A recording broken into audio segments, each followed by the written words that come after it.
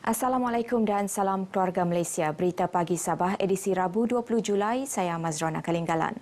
Kementerian Pembangunan Perindustrian terus komited memantau perjanjian pajakan tanah dan memorandum persefahaman MOU dengan syarikat-syarikat pelabur yang dilaksanakan pada Mac lepas. Ia melalui Perbadanan Pembangunan Minyak dan Gas Sabah SOGDC yang akan mengambil langkah-langkah proaktif seperti yang dinyatakan dalam perjanjian dan MOU tersebut. Timbalan Ketua Menteri merangkap Menteri Pembangunan Perindustrian Datuk Dr. Joakim Gunsalam menyatakan perjanjian pajakan yang telah ditandatangani, pelabur diberikan tempoh 5 bulan untuk membayar deposit sewa pajakan dalam tempoh 3 tahun pertama. Mengikut perbincangan di antara SOGDC dengan syarikat-syarikat pelabur, mereka akan membuat pembayaran deposit tersebut selewat-lewatnya dalam bulan Ogos 2022. Mengikut perjanjian, sewa pajakan akan dibayar secara berperingkat dan akan dibayar sepenuhnya pada tahun 2047, iaitu 5 tahun sebelum tempoh pajakan selama 30 tahun tamat pada tahun 2052. Dalam pada itu, beliau berkata, pelabur dari dalam dan luar negara memainkan peranan penting untuk membantu mengukuhkan ekonomi Sabah serta memberikan peluang pekerjaan kepada anak-anak tempatan. Datuk Joakim berkata demikian ketika menjawab soalan Adun Sindumin Datuk Dr. Yusuf Yaakob dalam sesi soal jawab persidangan Dewan Undangan Negeri Sabah ke-16 di Kota Kinabalu. Kementerian Pertanian dan Perikanan akan memastikan rakyat negeri ini mendapat manfaat terutama peluang pekerjaan di kawasan Felda yang bakal dibangunkan dengan tanaman padi di Semenanjung dan Lahad Datu. Menterinya Datuk Seri Panglima Dr. Jeffrey Kitingan memberi jaminan warga Sabah akan diberi keutamaan terutama penduduk di kawasan tersebut dalam bidang pekerjaan sektor berkenaan. Kita tidak mahu lagi mengulangi kesilapan itu. Maka sebab itu kawasan Felda yang dicadangkan untuk penanaman padi ini akan kita pastikan supaya apa juga peluang pekerjaan yang akan diwujudkan akan kita berikan kepada rakyat Sabah, terutama sekali dari Tunku terlebih dahulu. Datuk Jeffrey yang juga timbalan Ketua Menteri berkata demikian ketika menjawab soalan tambahan Adun Tunku Asafal P. Alian mengenai manfaat yang diperolehi rakyat Sabah sekiranya Felda di kawasan Tunku dilaksanakan ketika persidangan Dewan Undangan Negeri Sabah ke-16 di Kota Kinabalu.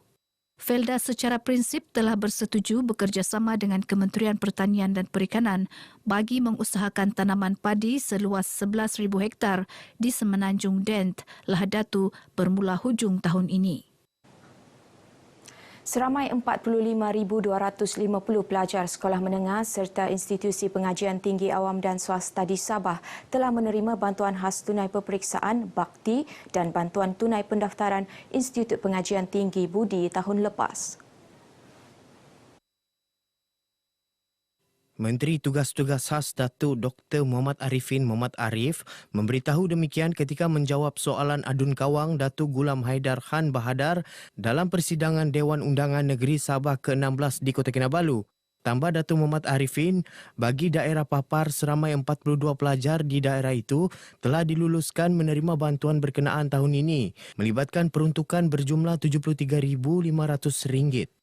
Bagi program ini, pejabat kita dengan kerjasama Jabatan Pendidikan Negeri Sabah dan Jahins masih dalam proses memuktamadkan senarai nama pelajar yang layak untuk diberi bantuan ini. Bantuan bakti berjumlah RM200 seorang kepada pelajar yang menduduki Sijil Tinggi Persekolahan Malaysia STPM, Sijil Tinggi Agama Malaysia STAM dan Sijil Pelajaran Malaysia SPM. Manakala bantuan budi diberi secara sekali bayar kepada pelajar B40 dan M40 yang pertama kali mendaftar ke Institut Pengajian Tinggi secara sepenuh masa di seluruh negara yang diiktiraf kerajaan.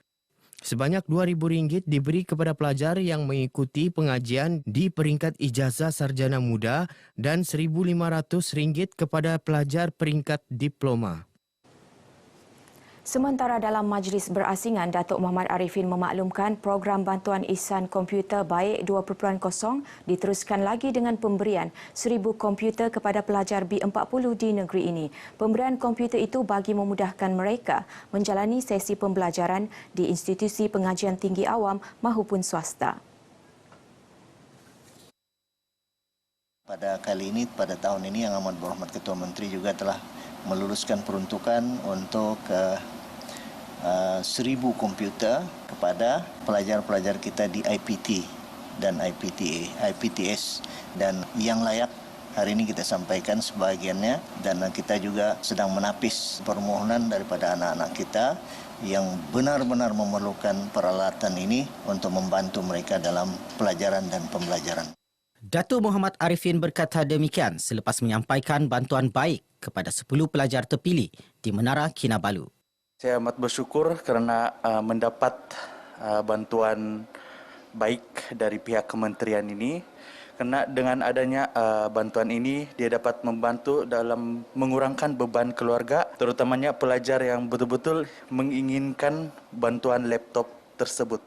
Daripada program ini, saya sangat gembira kerana dapat meringankan beban keluarga saya dalam pelajaran saya. Dan akhir sekali, harapan saya semoga pihak bertanggungjawab dapat meningkatkan lagi jumlah program yang diadakan pada masa akan datang. Harapan saya untuk ini bantuan ini semoga pihak yang berkuasa lebih peka dengan student yang masih banyak lagi di sana memerlukan bantuan ini. Perkembangan semasa COVID-19, angka jangkitan baharu di Sabah meningkat sedikit kepada 234 kes semalam, pertambahan 10 kes berbanding hari sebelumnya. 13 daerah mencatat peningkatan kes baharu berbanding hanya 9 daerah yang mencatatkan penurunan kes. Dalam kenyataan Menteri Kerajaan Tempatan dan Perumahan Datuk Seri Panglima Masidi Manjun, 7 daerah tidak mencatat sebarang jangkitan baharu. Daripada 22 daerah yang mencatat jangkitan baharu, Kota Kinabalu merekodkan jangkitan tertinggi dengan 112 kes.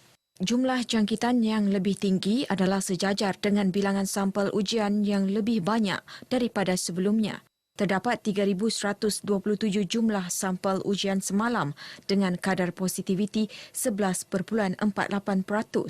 Sebanyak 228 kes berada dalam kategori 1 dan 2, 4 kes dalam kategori 3 dan 2 kes dalam kategori 5.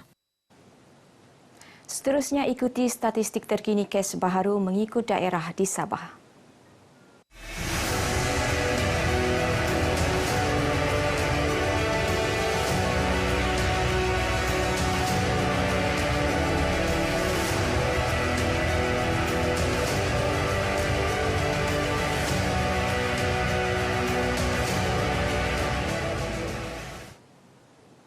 Pertubuhan Islam seluruh Sabah Usia akan terus memperkasa gerakan dakwah di negeri ini menerusi pendekatan dakwah era baharu. Pendekatan baharu itu diaplikasikan dengan penggunaan media sosial dan secara bersemuka khususnya kepada golongan anak muda. Yang di-Pertua Usia, Datuk Sapawi Ahmad berkata 50,000 ahli usia dalam kalangan belia dilantik bagi menggerakkan dakwah menerusi media sosial untuk menarik perhatian masyarakat. Dalam masa yang sama juga, kita menggerakkan dakwah yang berbentuk kebajikan. Sebab ini suatu yang lumrah. Sama ada bidang kebajikan itu dalam bidang kesihatan ataupun melihat masyarakat yang memerlukan. Yang bukan sekadar masyarakat Islam tetapi masyarakat yang bukan Islam. Yang berada dalam suasana yang memerlukan. Datuk Sepawi ditemui pemberita RTM selepas menjadi tetamu dalam rancangan Kami Baini di studio TV RTM Kota Kinabalu. Beliau berharap inisiatif dakwah yang akan dilaksana dalam masa terdekat mendapat sambutan menggalakkan. Penganjuran Seminar Wanita Idola Anjuran Institut Tadbiran Awam Negara Intan Kampus Sabah amat bertepatan bagi memberi pendedahan kepada penjawat awam wanita mengenai penglibatan dan sumbangan mereka dalam memperkasa sektor perkhidmatan awam. Menurut pengarah wilayah Intan Kampus Sabah, Haris Ali, menerusi program tersebut, sumbangan wanita akan diketengahkan bagi meningkatkan lagi peratusan penglibatan mereka, khususnya sebagai ketua jabatan dalam perkhidmatan awam. Kita nak meningkatkan lagi kesedaran yang wanita tu tidak boleh ke belakang, perlu ke hadapan dan pada saya terus menjadi ketua pun dalam perkhidmatan kerajaan sebab saya rasa peratusan pelibatan tu boleh dipertingkatkan lagi. Beliau ditemui RTM selepas majlis penutupan seminar berkenaan di Intan Kampus Sabah Tuaran. Majlis penutupan disempurnakan Setiausaha Persekutuan Sabah Datuk Sarul Bahia Abu. Seminar sehari ini menampilkan 3 panel bual bicara iaitu Ketua Pentadbir Parlimen Datuk Noryahati Awang, Pengarah Imigresen Sabah Sharifah Siti Saleha Habib Yusof dan Pensyarah Kanan Universiti Teknologi Mara UiTM Shah Alam Profesor Madya Dr. So Win Si. Aku berasa bahawa seminar ini perlu diwujudkan dan keberkesanan ini yang adalah di sudut daripada kita berkumpul secara beramai-ramai dan bertukar pendapat dan juga kita saling motivasi antara satu sama lain, terutamanya wanita. Jabatan Pendidikan Negeri Sabah disaran menyertai persidangan World Association of Lesson Studies WALS 2022 di Universiti Kebangsaan Malaysia UKM bermula 20 hingga 22 September depan. Ia bagi meningkatkan kualiti pendidikan negara. Menurut pensyarah kanan Fakulti Pendidikan UKM, Profesor Dr. Satar Rasul, Malaysia sebagai negara penganjur WALS ke-16 menggalakkan penyertaan ramai khususnya dari Sabah. Jadi apa hasrat kita datang adalah sebenarnya supaya melalui Exco Pendidikan ataupun kerajaan negeri itu dia dapat menyokong dan menghantar lebih ramai guru-guru kepada persidangan antarabangsa ini. Beliau menyatakan demikian ketika membuat kunjungan hormat terhadap Menteri Tugas-Tugas Khas Datuk Dr. Muhammad Arifin Muhammad Arif di Menara Kinabalu. Paparan tadi mengakhiri berita pagi Sabah kali ini. Terus amalkan kawalan kendiri. Kita jaga kita. Saya Mazrona Kalinggalan. Salam hormat.